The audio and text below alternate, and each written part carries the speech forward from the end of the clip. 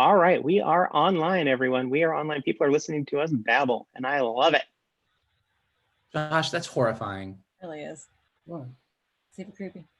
You have something on your face, Josh.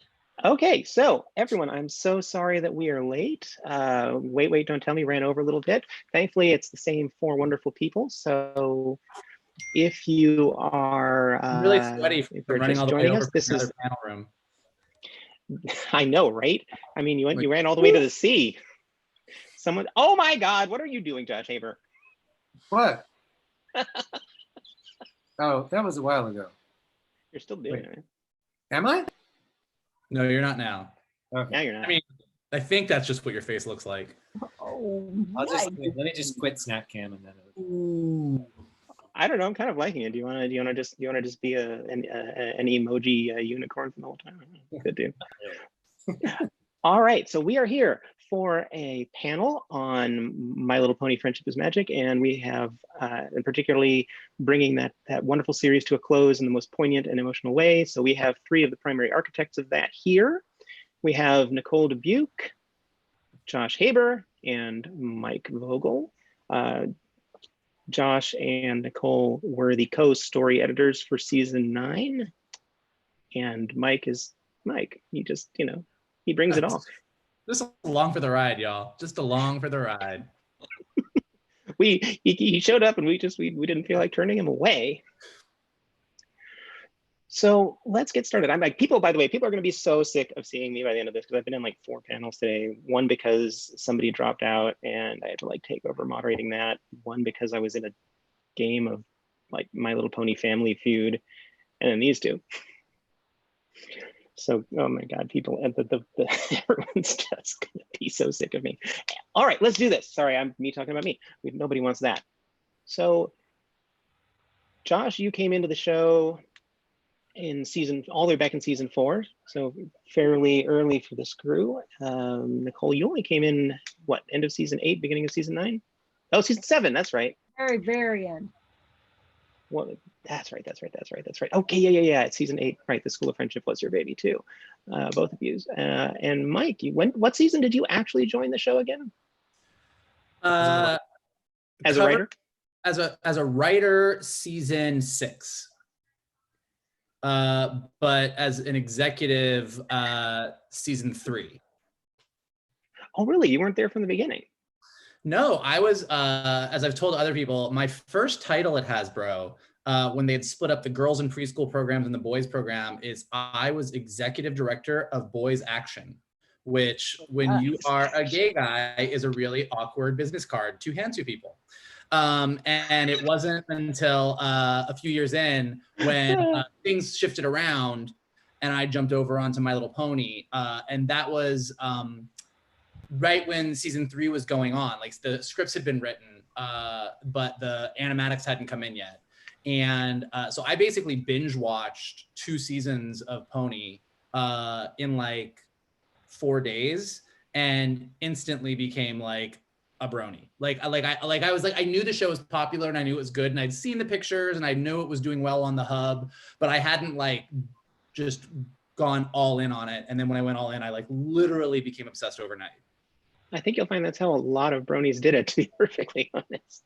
I know it was the same for me. I had friends drag me kicking and screaming and throw me into the Clockwork Orange chair with my eyes like, because, the very thought as an 80s kid of like anything with the My Little Pony moniker was absolutely anathema. And then like, oh, this is good. Oh, Lauren Faust, okay, yeah. And ponies that don't look like they're in the Uncanny Valley, fantastic.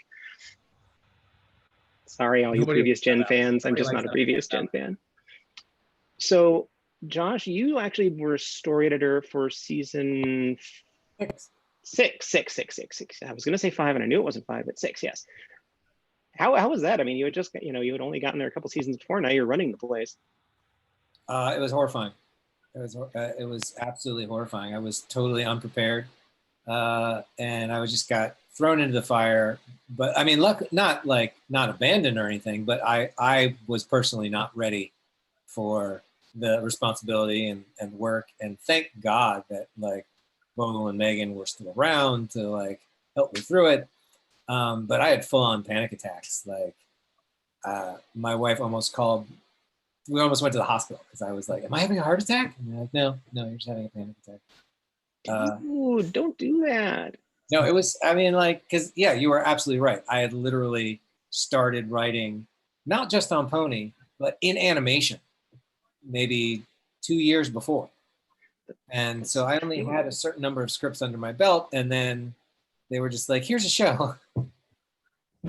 What's up, Brian? Hey, we're being joined by Brian Hallfeld. Brian delivering the wine. What a cameo.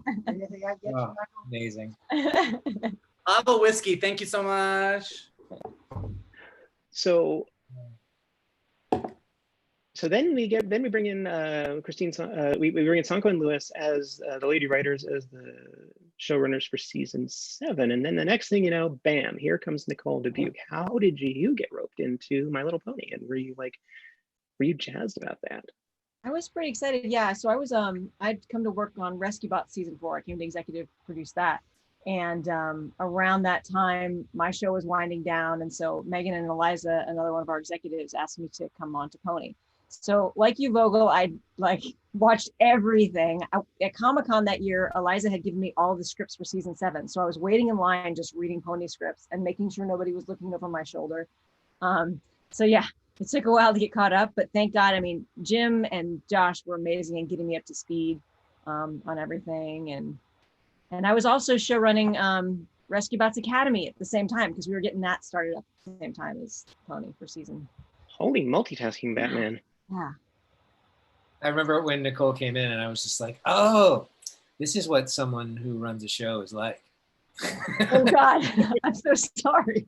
So yeah, so how did the friendship and partnership form between you two, with taking up co-story editing duties for the last couple of seasons?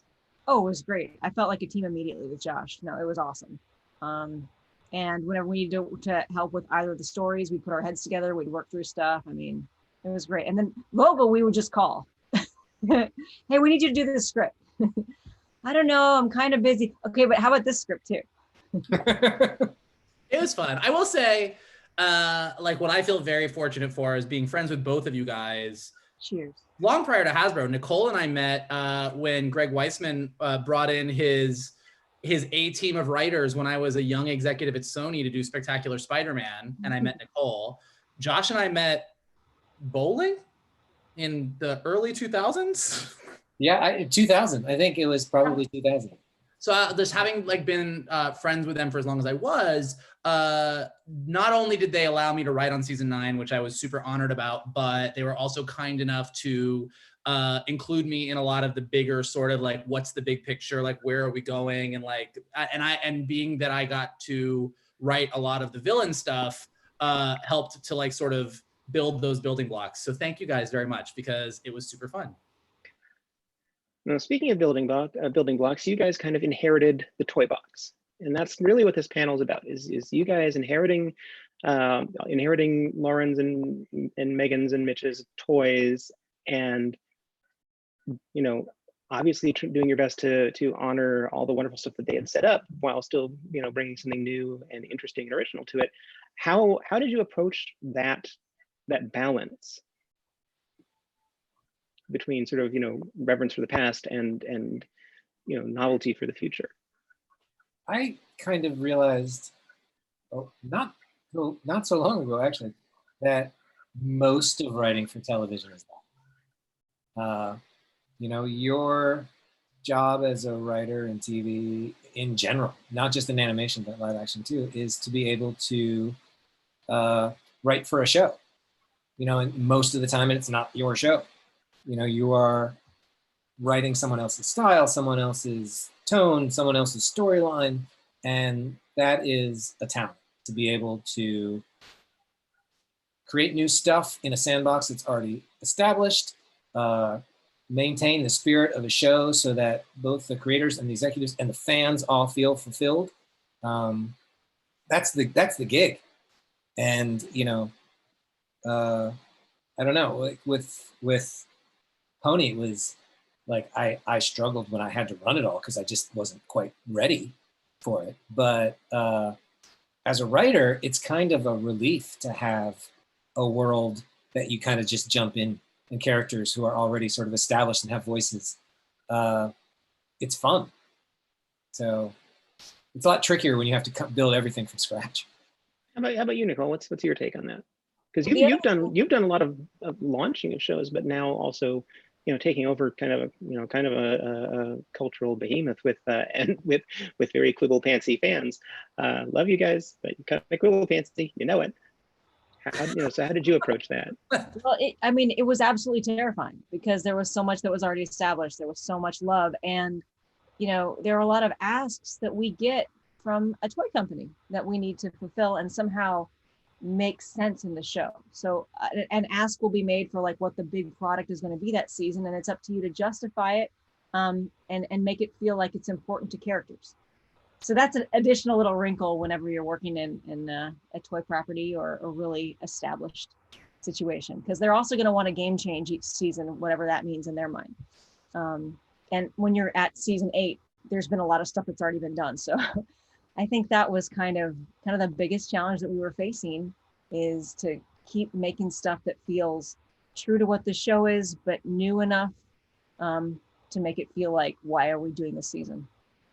And what about you, Mike? I mean, that was still a challenge you faced being in the writer's room.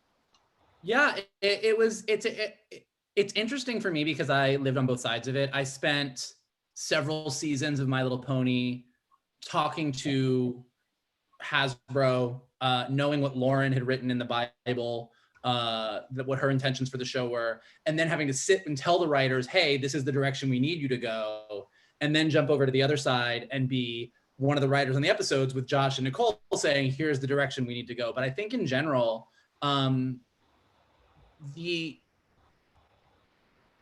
nerd out about Clone Wars for a second because I've been obsessing over the season 7 finale of Clone Wars. But I think Clone Wars is the perfect example of what you're talking about, which is there was these prequels that happened.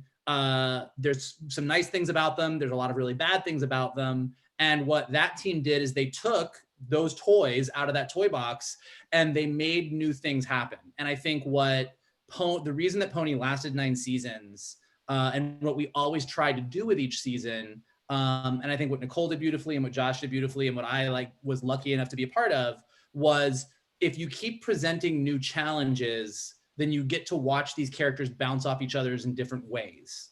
So whether that is a town where someone has gotten rid of everybody's cutie marks, or whether that is expanding on the mythology around the Tree of Harmony and introducing the pillars, or whether that is Twilight deciding that she's going to open a school. Any of those things are there, and we see what the fans think, and we know that sometimes some fans love some of those things and sometimes fans don't love some of those things. But what those things are always doing is adding new things to the toys that are already in the toy box so that you can see how those toys are going to react differently, if that makes sense. And I think that Clone Wars is an amazing example of that. And although we are obviously biased, I think that when you look at Pony as a total and the 9 seasons that are there, I think that that's the reason it went as long as it did. I think if you didn't create some of those new challenges, those new problems, those new pieces, I think it would have fizzled out because you would have just sort of run out of stories. Like the characters would have reached their endpoints and you would have gone, that's nice.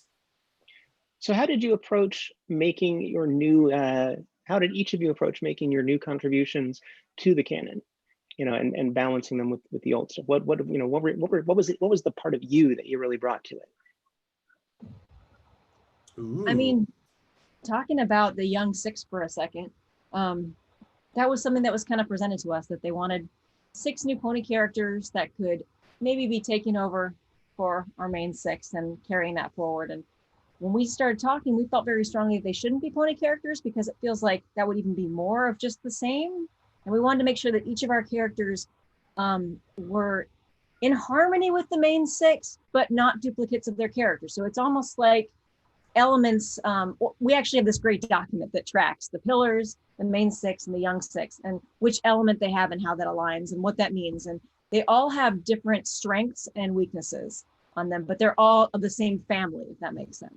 So that's what we really wanted to do when we introduced the young 6. It was never we never wanted to try to replace the main six. We wanted to give a chance to give them different foils or even simpatico people to play off of. And that was a document that you wrote, right, Nicole? Like you wrote that big, like, and that's the kind of thing that I'm talking about when it's like, oh, this is what a showrunner looks like. Because Nicole did so much work and came in with like reams of like research and material and like, just like, this is the direction I think it should be in, and here are the characters, and here's all the stuff about them. And I was like, oh, okay. But I also think that like the young six, like everything that Nicole said is like the perfect example. Like when you're thinking about these things, like Hasbro wanted the whole concept, and I don't think this isn't like, as Nicole said, every season Hasbro kind of would come in with like a big ask, and it never was like 1,000 big asks. There was usually like one big thing. And season 8 was, we want a school. Like we want Twilight to teach friendship and whatever. And the idea was pony students. And again, just like Clone Wars sort of taking, hey, there's these clones, they probably have different personalities. Has anybody thought about that?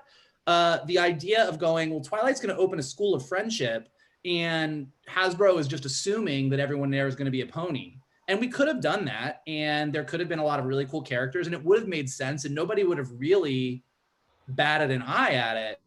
But all of a sudden we're like, well, wait a minute. Like Nicole, like, and Josh, and like as I got to come in and write like one of those episodes of the season premiere, it was like, well, we've introduced griffins and yaks, and we've reformed the changelings, and the movie has the hippogriffs. Like, wouldn't they get to go to the school? And then that led to, do you think they'll let us do a show about racism? Like, can we actually do that? And that's what I mean about like finding those new things. Like, you're taking the toys that are there, but as the show has gone on, there's these things characters that have popped up and situations that have popped up that allow you to go, I think we can push on this a little bit and kind of tell a cool story. And that's when it got really exciting, because it was just like, it just opened up the whole world to and I think, you know, for us, there were so many avenues of storytelling now that we were like, oh, friendship is something that, like, Equestria has all these races. They're all going to be interested in friendship. And I mean, yeah, the question was whether or not Hasbro was going to let us open the world like that. But from a storytelling standpoint, it was like a no-brainer. As soon as that was the thought, everyone was like, yes, that is what we're doing. Yeah, it was great. Well, I'm glad that they bought the vision, because, you know, that's very, very cool. I mean, so let's talk about then season 9. Let's talk about, you know, the end is near. You know, you have to write toward a finale. You know, how did you all approach that? Well, I think the first thing was we didn't know if we'd get a season 9, and then we didn't know how long season 9 would be. So Oh, that's at the great. very beginning of 9, we knew where we wanted to end. But we knew we had to maybe like have different versions of what that might be. So we started out with an arc document with kind of like our keystone episodes that would be, you know, supporting that main arc, and then we could lay in pipe as much space we had. And that was that like 3 days or 2 days up in Vancouver? Do you remember, Josh? I know we went up to DHX and we all brainstormed and worked this out, so everyone was on the same page from the get-go. Yeah, and Megan didn't Zoom, she FaceTimed in. Zoom wasn't a thing then. But yeah, I think it was 2 days. It might have been 3, but definitely 2. Yeah, we just plotted it all out. But there definitely was a version where it's like, all right, we're going to do this in 13 episodes. All right, now we're going to do this in 26 episodes. Was there ever any question about where it was going to end up? You mean like location, or? I'm talking about, you know, just sort of plot-wise, you know, where it was going to end, where each character was going to end up. Was there ever any alternative destination, if you will, for the plot and the characters? I mean, was that just one possibility of many, or was it always like, that's where we're going? I feel like when you guys came back, because I wasn't there for that, that was above my pay grade at that point. But I know that when you guys came back, like a lot of those core ideas of the ponies reaching their destinies, the idea of Discord being Grogar, spoiler alert, like that was there from like you guys came back with that stuff because you told me about it, and I was like, that's cool. Like you guys knew that stuff right away. Mm-hmm. Yeah. Yeah, I think. Oh yeah, and why Grogar? I had to ask. Why? Where? What made you say, okay, yeah, let's go get Grogar? what attracted you to Grogar as the mask? I mean, Who came up with Grogar? Was it you, Josh, or was it Jim? I think the actual character was Jim, but Yeah. the idea of like Pony has a tradition of bringing back these Gen 4 type villains. And Previous to Gen 4. Gen Gen 4 is three. Friendship is Gen Magic. 3, just Oh, like no, actual Grogar was Gen 1. Gen 1, yeah. it was just like the idea that we would take previous generation villains and reimagine what they would be in Gen 5, and like, well, what effect does that have on the world? We're 4. Gen 5 hasn't happened yet. Oh, right. Semantics, man. things getting a little bit, and you're not even the one drinking the wine. Jeez. This I is don't apple know. juice. Sure it is. Rosé, Yeah, my friend. there's a tradition for bringing back previous villains, and it just seemed to make sense. And I think it was probably Jim who suggested it. I think Jim. Or said maybe we all just did a wiki search and we were like, this one. Actually, it's funny. Just this little total aside. Probably not relevant much of anything, but a while back, some wonderful fan of BABSCon was at another convention and bumped into the voice actor of the original Grogar, who like gave us a little video shout out on YouTube. It was just, that was delightful. That's cool. I know, right? But so now you've got to season 9. As far as the villains are going, you've got this whole like Legion of Doom in Justice League thing going on. I think a lot of folks were grooving on. I mean, is that the kind of thing that was in your brains? Yes, 100%. I will tell you actually what's really funny, because I remember this distinctly. When I was writing on season, Mean 6 was season 8, right? That was season 8? When Chrysalis came back? That was season 8. Yeah, that was season 8. Mm-hmm. So Josh and Nicole were like, hey, we'd like you to write an episode in season 8. We want you to write an episode where all the villains get together. And I was like, that makes no sense. Like, I can't. It literally makes no sense. I like argued with them, and they're like, that's what we want you to do. And I'm like, okay, I'm not going to be the executive asshole. Like, you want me to go write a villains episode? I'll write a villains episode. Your job is to execute. Right, monkey. And I like went home and I worked on it, and I could not make it make any sense. Like there was no way that these villains would get together. And then I was like, oh, I remember in the season 2 premiere when Discord like made all the ponies like bad versions of themselves. And I came back and I'm like, I don't want to do this. I want Chrysalis to come back and I want to do this Mean 6 thing. And everybody was like, okay, that's pretty cool. Let's do that. And then when they came back from the Vancouver meeting in season 9 and they were like, Discord is Grogar, he's going to do this. I was like, ooh. Now it makes sense. Can I write the all villains episode? Like, fine. But I think Jim and I That's actually talked about this. Like, it ended up working out really well because the idea of doing all villains, an episode with no pony characters and being all the villains, that was like, I think even season 7, people started talking about it. And in season 8, we were like, let's do it. And it never quite, the idea was a really cool idea, but the show hadn't caught up to it yet. Like, there was no way for it to make sense. And actually sort of saving it and waiting, like by the time we got to season 9, it actually became a part of like the backbone of the whole season. And having an episode with none of the main 6, none of the good guys, and all villains totally fit and helped build towards the finale. So it was one of those like, and be a musical. And I got to write a song, yeah, and getting a villain song in there. So yeah, it was like one of those things where it was like it was a great idea, but it was a great thing that everybody was okay saving it and not trying to rush it, because I think where it ended up fitting was like the best place. As a fan watching the show, I almost got the sense going into season 9 with the Legion of Doom of previous pony villains, that each of them did kind of represent almost sort of an anti-element, if you will, with the exception, of course, of Grogar, which eventually does get explained, because I was like, what is this guy's deal? Oh, that's what his deal is. Okay, but can you guys talk about how that? I mean, was that an intentional theme, or do you sort of see where I'm coming from? And Yes, and you were absolutely right. That was something we discussed. In fact, yeah, it's exactly what we discussed. I want to go back to my notes and see what we wrote down, but yeah. So I'm glad you picked up on that. I mean, but the villains always sort of represented an antithesis of some sort of. I don't know that it's necessarily. But when you got them all together, you could kind of that's where I'm feeling like that came into focus. I mean, maybe I'm just seeing things. But you've got Cozy doing her thing where she's. We did talk about anti-elements of harmony at some point, right? Yeah. Absolutely. That's what. Yeah. Yeah, that was always a topic of discussion. I mean, Okay. I think having written the villains in a lot of the episodes, it was less. I think the idea of them being the opposite or like disharmony was a thing, right. But I think it was less about that and more about letting their characters fully shine in the complete opposite of how friendship works.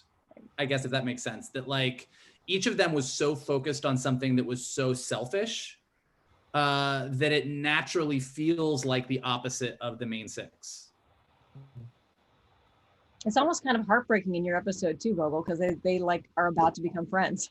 God, that was fantastic. Yeah. It was cool because like there was so many fans that were like, God, if they ever reform Chrysalis, I'll be done. I won't ever do it. And so we thought it would be really fun to do an episode where you got her right up to the edge.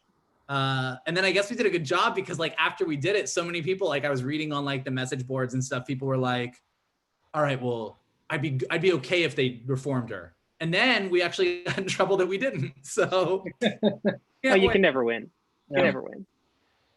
Well, of course, the major new villain that joined the Legion of Doom, as I'm now calling it, was Cozy Glow. Let's talk about her creation because she is a fascinating character and just a wonderful, wonderful antithesis to all things friendship. Talk about her. All right. I wanted to create a villain for My Little Pony. And I wanted to do one that didn't have magic because I feel like it would be so easy to keep overlooking this character who doesn't need magic to succeed because she has mad skills. Sort of the Catwoman of My Little Pony villains. Yes. And I just had a really fun time. Like Cozy kind of arrived full formed in my brain. And I'm really glad that she stuck around. I feel like the casting is perfect too. Oh yeah, you guys, I don't know if you saw it earlier, but we actually had Sunny on a little BA panel. We had them reading random stuff that our attendees made up. You can go check it out later if you want to. Anyway, a lot of fun. So, did you give her the direction, or I mean, did the direction on the performance come from you guys, the writers, or did that come more from like Terry Claassen and that lot? I mean, because you got this very kind of Orphan Annie sort of, not Orphan Annie, Shirley Temple kind of thing going on there. Yep. Yeah. Yep. No, that was actually, it was in the character description, and then they did the character to look so perfectly with those curls. And she just picked right up on it. I've been listening to a lot. I was Skyped in for the auditions, and we've been listening to a lot of people. And then as soon as Sunny took the mic, I'm like, that's it. We were all, Jim, everybody are like, that's it. So, yeah. She's one of my favorite villains. Just the whole idea of like, here's a world where friendship is magic, and here is a villain who has this twisted interpretation of friendship. It was just like, it was the perfect sort of culminating villain. Awesome, thanks. I mean, she wants what she wants. She only cares about herself, and she's going to lie to your face in sweet, dimpled kind of way to get it. Love it. Let's So this one's a little bit more for you, Josh, because I mean, you got the distant finale. You got the the 6 feet under finale of My Little Pony. Somebody out there is old enough to get that reference. Tell us about writing them, off into the future, all those decades later. Well, we had always imagined that. Well, I don't know if always, but once we realized that. We were going to do a 2-parter, but we also wanted sort of a coda. We just always sort of imagined that the finale would be this sort of 3-part thing. So I don't really, like from how far back was that the plan? Once we got our 26, right? Yeah, once we knew it was going to be 26, we knew we had enough space for it. I'm so happy. We knew we wanted a moment, like after all the epic stuff that happens in part 1 and part 2, we knew we needed some sort of sweet, nostalgic, like looking back on 9 seasons and the world and touching base with everyone, and sort of the best kind of way to do that. And like you point out, bringing up 6 feet under, it's like, it's a time-honored tradition to sort of like throw the show sort of forward and look back, I think of like the Mad About You finale the first time. Parks and Rec as well, yeah. Yeah, where they sort of go in the future and then you look back and you just, these characters that you've fallen in love with as a fan, you already have an idea of like what their end game is, what their like future life is. And so we just thought, like, let's embrace that. And, you know, because we had some ideas too, because, you know, we're just people who write fan fiction for money. And so like, that was just sort of the idea. And I immediately volunteered to do the final one because I didn't want any part of that finale because it was embarrassed. And I was like, oh no, I can just do like this sweet like respite after where everyone sings a nice song that wraps it up. I mean, you wanted to go right for the feels and make all of our rooms get really, really dusty. That was really hard, Josh. I think that's harder. I think that what you did was way harder than what we did. Yeah. Like I don't once know. you figured out the ins and outs of that stuff, it was like, oh, here's just like fun action. Right. I mean, I wrote an epic that Jim Miller to this day is mad about. But you had the hardest job.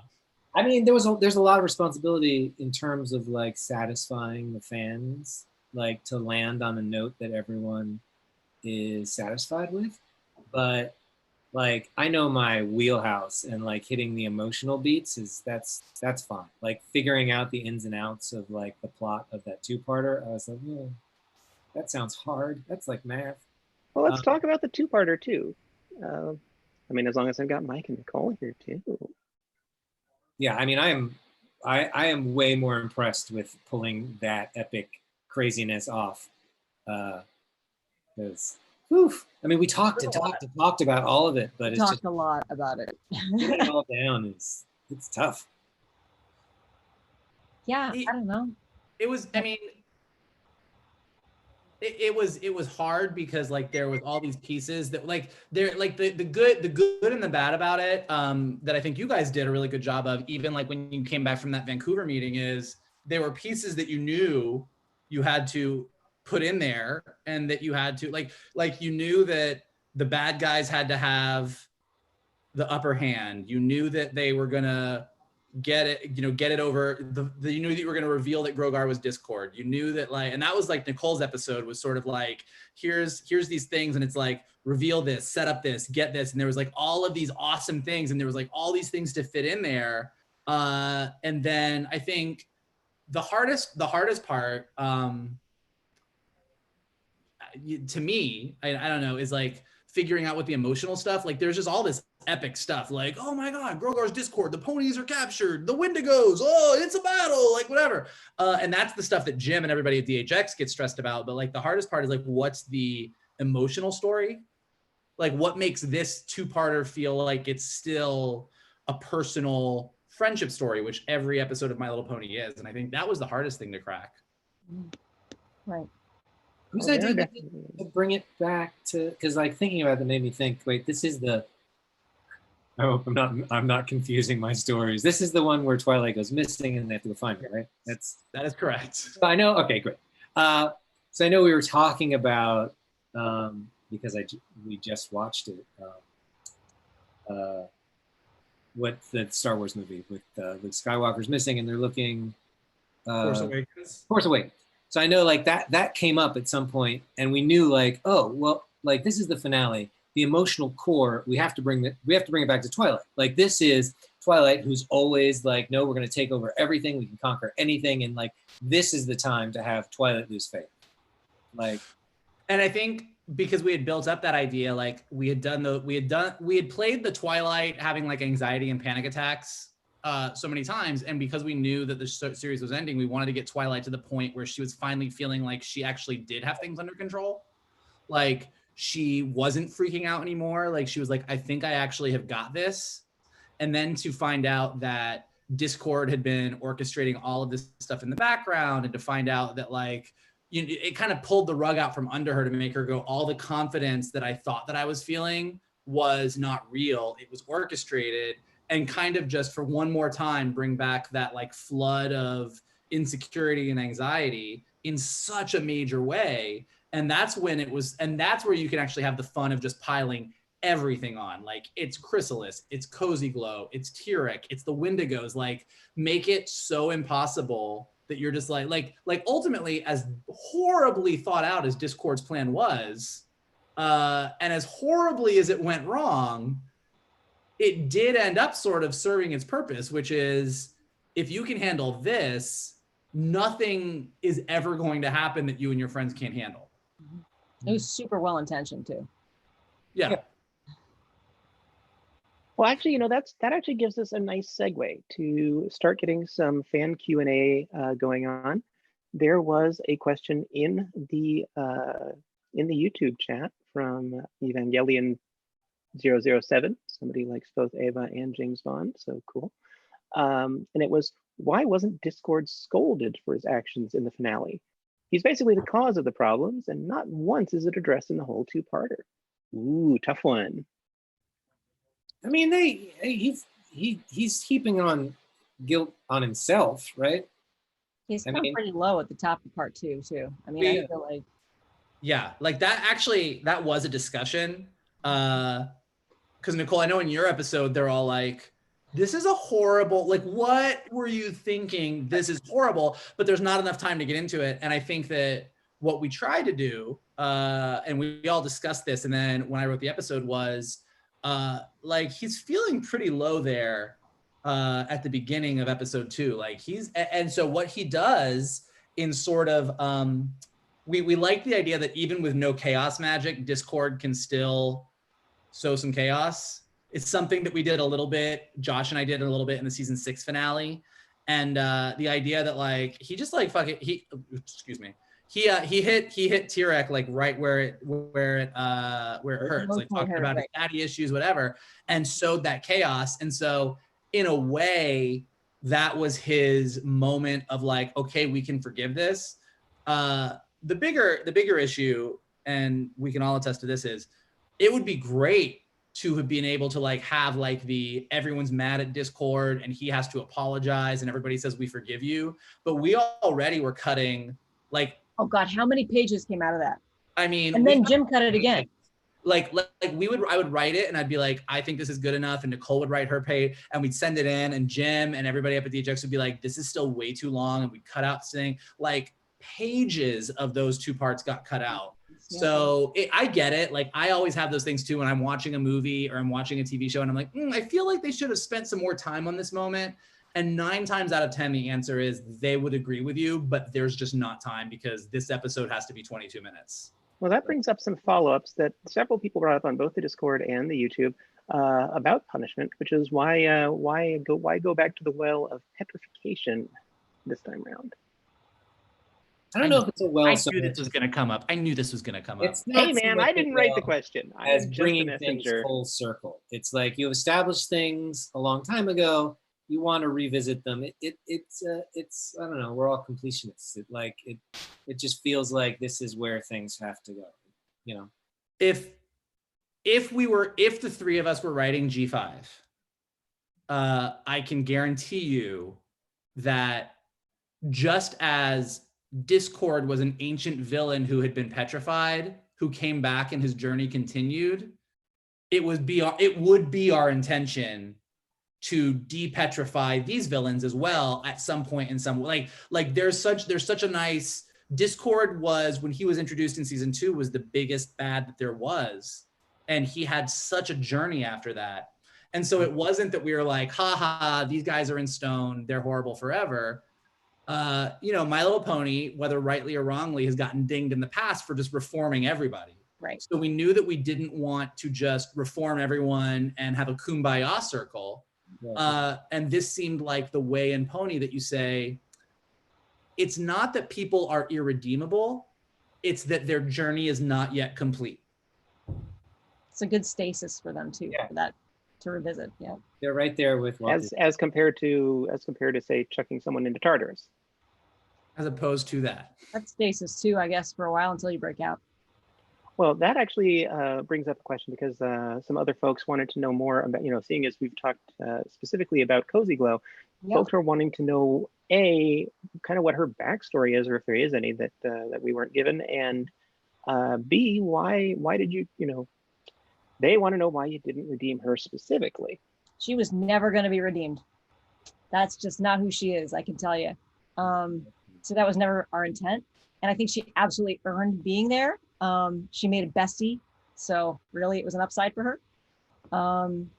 And I do have a backstory for her. We never got to tell that story. I mean, can you give us a little bit?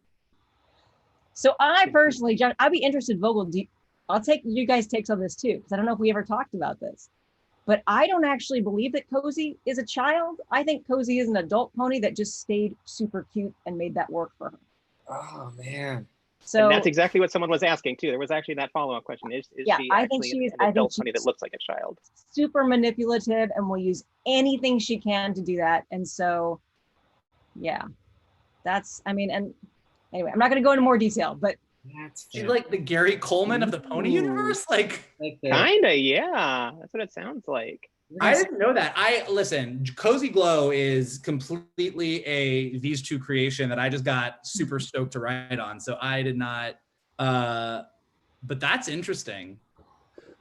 I just, you know, it like I said, like we see the comments and we know what the sort of fandom opinions are on things.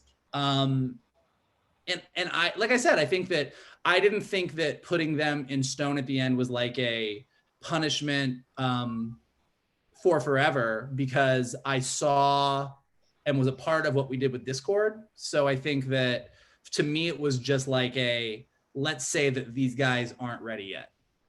So I guess to answer everyone's question about why didn't you redeem them or how could you do this to a poor little filly, to me, it was like, I don't think this is a punishment. It's a magical world. And this is a way of like putting you on a long-term timeout. But it has a finality to it that Tartarus doesn't. You know? Yeah, like just throwing them in jail wouldn't feel the same as. Yeah. Okay, we'll move on to a couple of other questions. Somebody was asking about the story of getting Gale into My Little Pony. I'm gonna refer the person who's asking that question to go back and rewatch. Wait, don't tell me, because I actually got addressed there.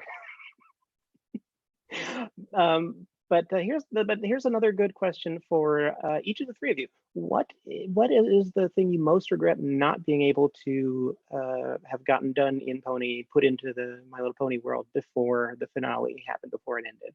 You know, what is that thing that you wish you had done? yeah, I wish we'd gotten to Saddle Arabia. Mm. It's such a design lift to say, okay, and now we're going to make a whole nother world with all new characters. So that was, yeah. I mean, did you have any any basic overarching themes to a Saddle Arabia story? No, I think it all would have come out from the location. We were just like, we had a list of places we'd like to visit, characters we'd like to have stories for, and then we sit in the room and we pitch these things. And at that point, we decide what's the most viable and, you know, which characters have had too much attention and we need to go over here. So it's kind of also a bit of I guess horse trading is a good phrase for that. Okay, we're going to do a really big battle sequence in this episode, so maybe this will be a bottle episode. Okay, what about you? What about you, Josh? Really, come on, nothing, no regrets. I just think of all of the amazing episodes that we like. While you were asking that question, I was thinking of the Ocean's 11 episode, which is just like, I don't know, like I can't think of an episode that I conceived of or thought of that we didn't get to do. I know there were lots of them, but I just don't have a good memory for that. I just kind of remember the wins and like, but the kind of episode like getting to invent a story and team up with the voice actors to do it, like that was just sort of like the most amazing experience. And it's the kind of thing that I would have liked to have done and would regretted had we not done, but we did it. And so it's like thinking of things that we didn't get to do. There's not a lot. So you left everything on the field.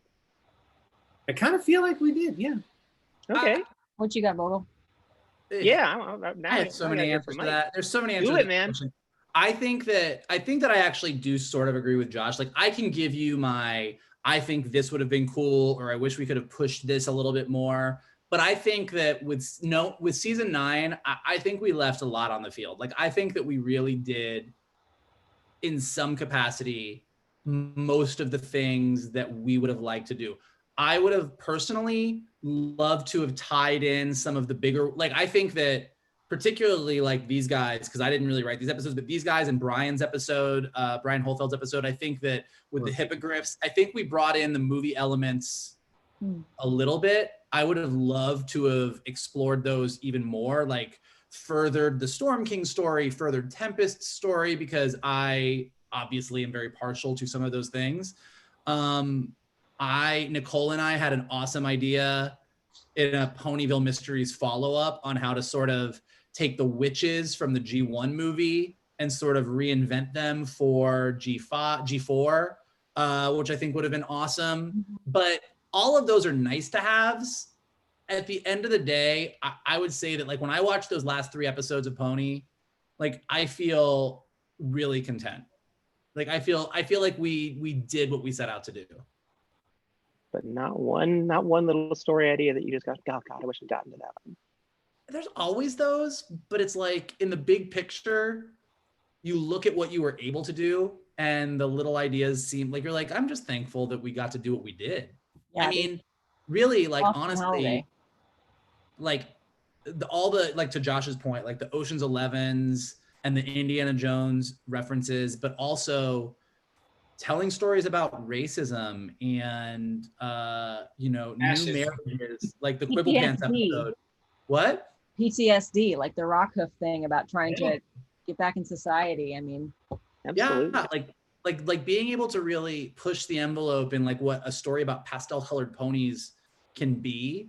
Like divorce, we did like, we sort of did like the new family story. Like, and even though I'll get like yelled at about this on Twitter, like, personally, even though sure I wish we could have done even more of this, the fact that Lyra and Bonbon did get married, the fact that we had the, you know, Scootaloo's aunts who were a couple, like, from an LGBTQ plus representation standpoint, like, I'm glad that we got to include that, even though there are certain members of the fandom that don't love that so much. Like, can I tell you, like, it's important.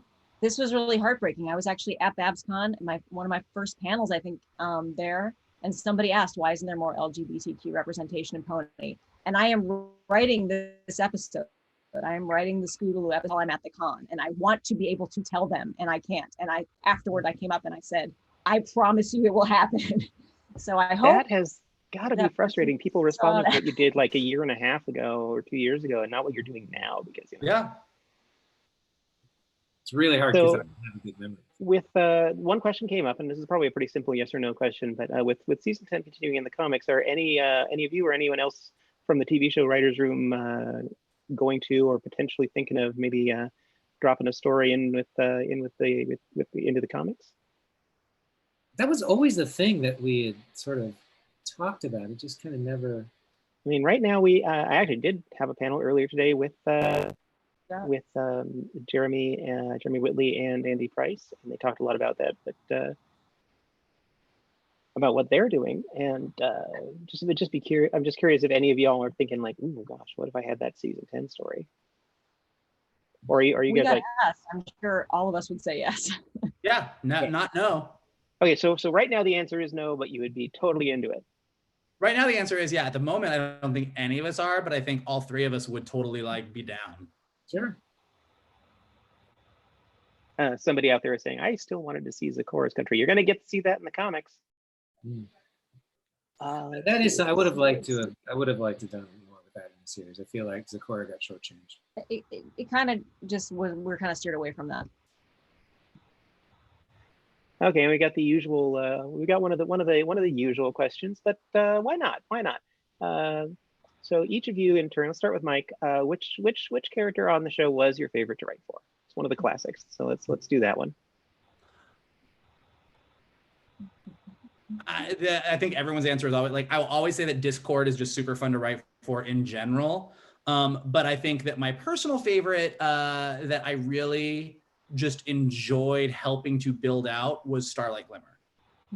I think that as much fun as the main six is, and I could talk to you about like the pros and cons of writing each of them, like this character that was sort of introduced and then sort of had a small period of time where I was like, what to do with her. It was fun to sort of build her arc in a really interesting direction that I thoroughly enjoyed. So Starlight Glimmer is my answer. All right, Nicole, how about you? Any character. Any character. Well, that's funny. Any character on the Again, I could say like I could say like who the main six do I feel like I'm settling into a comfy chair when I write, just Applejack. But I actually really got a kick out of writing Mayor Sonny. I know that's gonna sound, but all the things he said, oh, don't you know, from the special. Stuff me, what is it? Well, stuff me with a pimento and call me an olive. Like, that was just fun. There's not nearly enough Northern Midwest representation. Not since the Golden Girls and St. Olaf. How about you, Josh?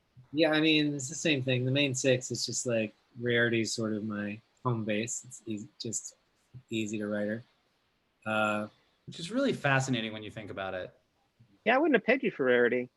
Oh my God, he writes the crap out of Rarity. It's amazing. Funny. But But I expect him to do a good job of it. I just wouldn't have expected her to be your go-to and your fave. That's fascinating. yeah, there's something. I just like the unique voices, the people whose. I mean, Pony. They're all like that, but like Flim and Flam are so much fun to Oh write. gosh, they're fun. Oh God, yes. What a blast to write those guys. And I mean, It's hard to write Dakota. Discord has such a unique, like specific. There are just only things that he says, and you know, it's just like writing the kind of characters that have a very specific voice. Yeah. What's fun is because that's easy. Like if you can hear the voice, then you can write endless dialogue for that person. Yeah, So, I'm very partial to Chrysalis. Like I could literally write Chrysalis dialogue all day long, and I don't know why, because I'm like the complete opposite of a crazy. Oh, I know why. Because, dude, you love big bombastic Disney-esque villains, and she is a big bombastic Disney-esque villain. like drama. Well, when you put it like that, now it all makes sense. Now I know why. But yes, like the pure, over the top, jealous, angry, vindictive villainy of Chrysalis, I find a joy to write. Right. Exactly. You get to be vicious. Right.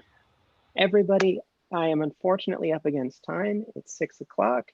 I thank you all for joining us and for taking my questions and the audience's questions, and doing virtual BABSCon, even if we can't do the real one, not until next April.